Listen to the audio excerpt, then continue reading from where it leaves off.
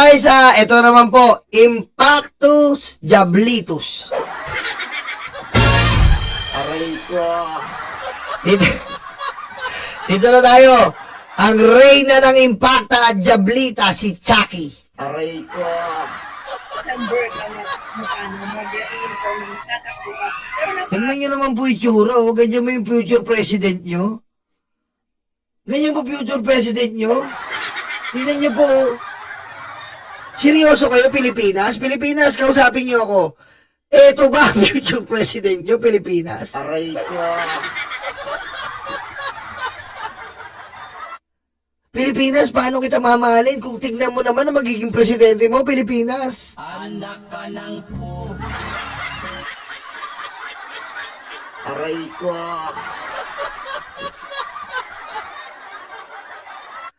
Hindi tayo magkakaroon tayo ng babae siya, tapos may, ang imbis na first man, first lady, Sulaika? Aray ko.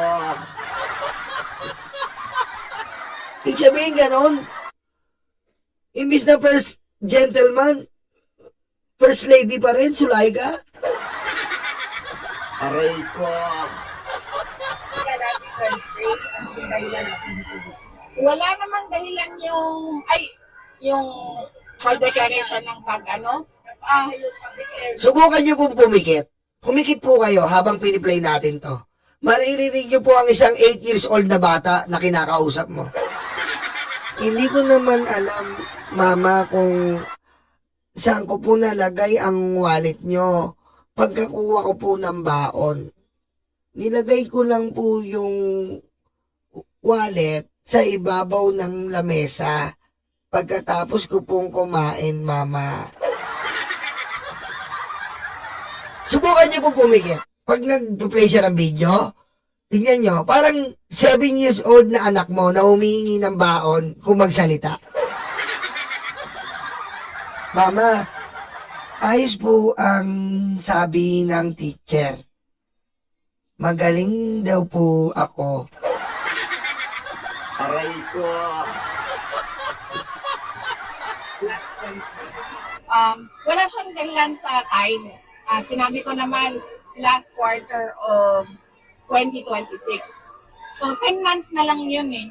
In fact, less than 10 months kasi last quarter is October magsisimula eh. Diba? So less than 10 months na lang yun. Less than 10 months na lang yun. Wala nang diferensya yun actually. Kung oras ang pag-uusapan. Ang sinabi ko na rason ay napakasimple.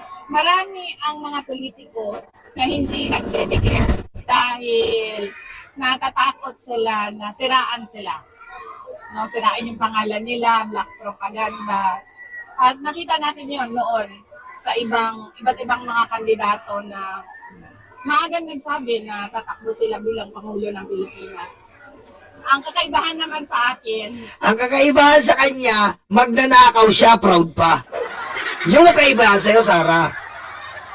Yun ang kaibahan sa'yo. Alam mo yung kapal lang mukha mo, talagang doblado. Ganon kasi. Yun ang kaibahan ngayon, na ang mga Duterte, doblado ang kapal ng mukha. Aray ko. Diba? Kasi tayo, putik, malaman lang na nalilate ka sa trabaho, nahihiya ka na eh. May hiya tayo. Eh, ang mga Duterte, lalo na si Sara, walang hiya. patayin mo si BBM, no joke.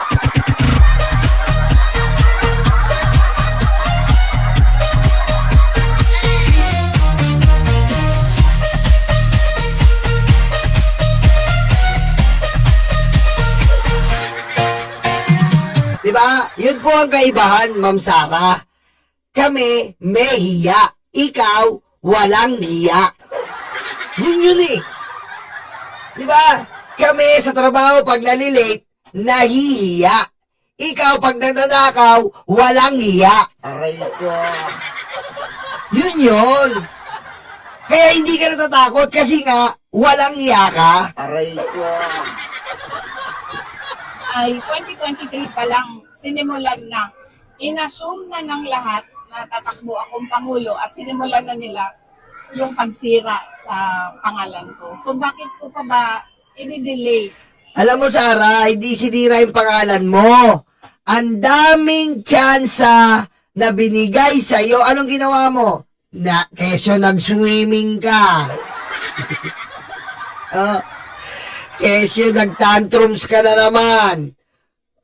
Kesyo nagpatato ka kay Apo Wang-ud. Aray ko.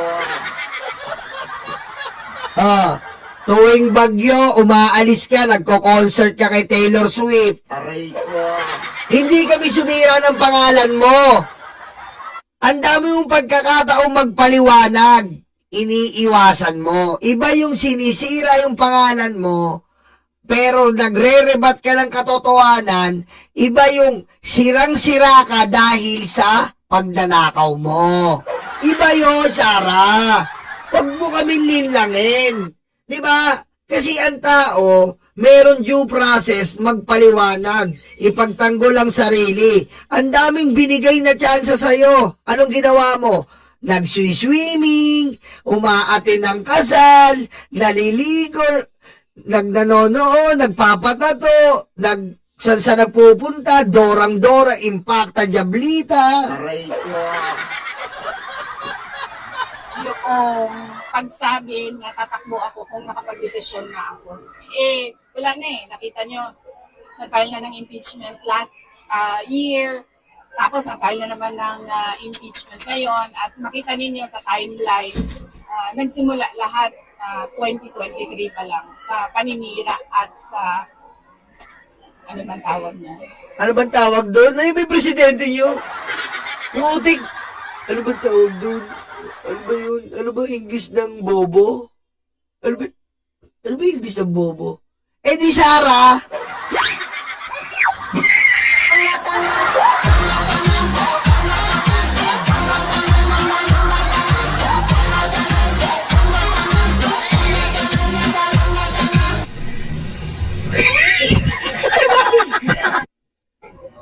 Demolition job.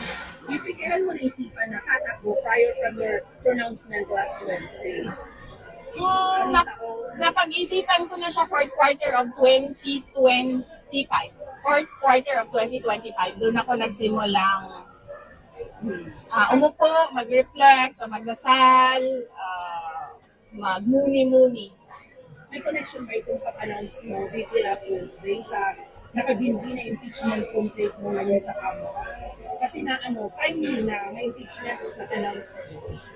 Hindi naman. Kasi last year, nandiyan na yung impeachment eh. Diba? Nandiyan na yung impeachment, pero hindi pa ako nakapag-desisyon noon. Next year, kung hindi man matuloy ngayong taon ng impeachment, 2026, next year, sigurado ko, nandiyan na naman ulit. Talagang nandiyan yan, hindi ka namin titigilan kasi magdanakaw ka. Ano gusto mo? Thank you lahat. Di ba? Ano gusto mo? Thank you? No! Yung impeachment. Kasi plano na yan ng administrasyon eh. Ang ginagawa ng administrasyon ay pinapatahimik nila lahat ng mga tao na nagsasabi ng totoo sa patungkol sa kanilang kakulangan at sa kanilang kawalan ng aksyon sa mga problema ng bayan. So, lumalapit na makipalyansa. Kasi nag-announce ka nila. May mga lumalapit. Kaluwi sa Ginoo wala. Nag-inusara lang gihapon si Sarah. Wala. Ang comment ko sa EDSA 40. Sa 40 years. Nakalimutan na kasi ata ng mga tao kung ano yung essence ng EDSA, ng 1986 EDSA Revolution. Kaya yung mga magmamarcha bukas, nag-organize bukas, hindi nila talaga alam kung ano ba talaga yung mensahe nila sa taong bayan. Kasi nalimutan nila kung ano yung message ng 1986. Hindi nakarating ng FRD na tatakbo ka. Anong reaction? Nagpadala siya ng sulat, kaso hindi pa ako nakapagpaalam kung pwede ko bang ibahagi yung sulat sa ulitin ko. Hindi alam ni PRD na tatakbo ako bilang Pangulo. Nasabihan siya, nung sumunod na araw, nasabihan siya nung kanyang mga abogado at nagpadala siya ng maikling sulat doon sa abogado. At hindi pa ako nakapagpaalam sa abogado o kay PRD kung pwede ko bang ibahagi sa inyo yung sulat niya. Wala na kaming pakialam sa sulat kasi nungalingan yan.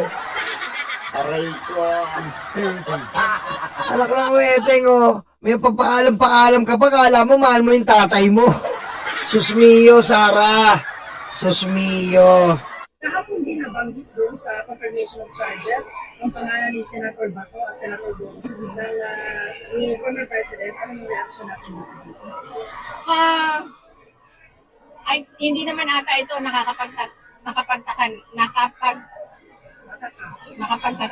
Hindi naman ata nakakapagtataka na nabanggit si Senator Bato de la Rosa at Senator Bongo doon sa confirmation of charges dahil nung mga nakaraan na araw ay nilabas na ng ICC yung dokumento na nandoon yung pangalan nila. Pakinggan nyo, tignan mo the way niya dinideliver.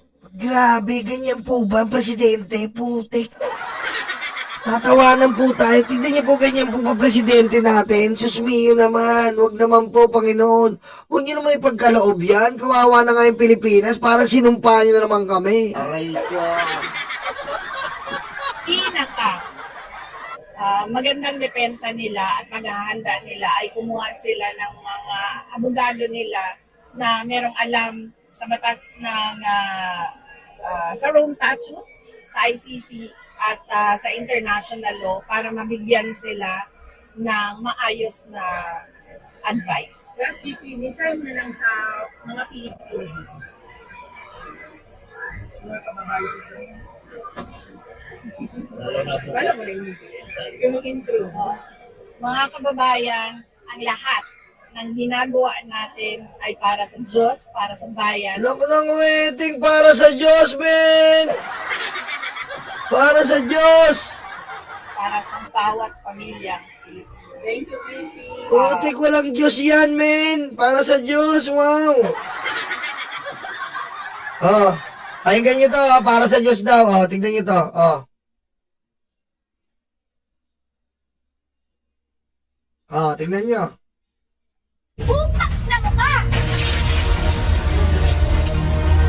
Ganito gagawin ninyo?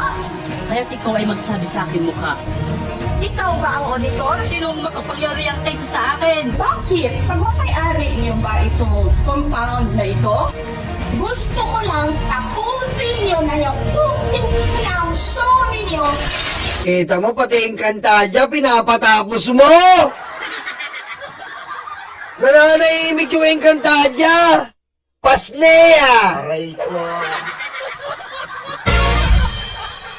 Pero mo pati Encantadia, pinapatapos mo, demonyita! Ah, isa pa, ah. Utak na ka! Ganito gagawin ninyo? Oh. Kaya't ikaw ay magsabi sa akin mukha.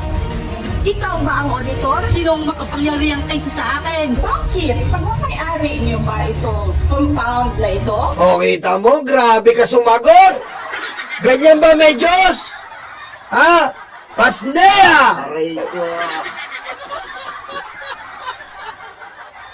Gusto ko lang tapusin niyo na yung ng show ninyo. Kita mo, grabe oh. GMA, narinig niyo po ba to? Pinapatapos namin Encantadia, nasa maganda na ngang event eh. Aray ko. Oh. Kita mo, eto pa, may part 2 pa yan. Oh, ayan na, part 2. Part 2. Sinungaling! May utos na! Kita mo. Sino mas makapangyarihang nilalang kesa sa akin? Romualdez, Lisa Marcos, Bongbong Marcos. Kita mo, galit na galit. Baliw! Diba? Baliw na baliw, diba? Oh. Aray ko. Sabay. Sinungaling! May utos na! Sino mas makapangyarihang nilalang kesa sa akin? Romualdez, Lisa Marcos, Sakal!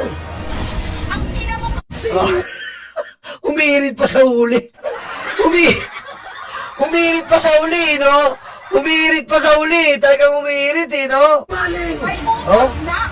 Sino mas makapangyarihang nilalang kesa sa akin? Romualdez, Lisa Marcos, Bongbong Marcos. Sakal! Ang ina mo Humirit pa yung makajos.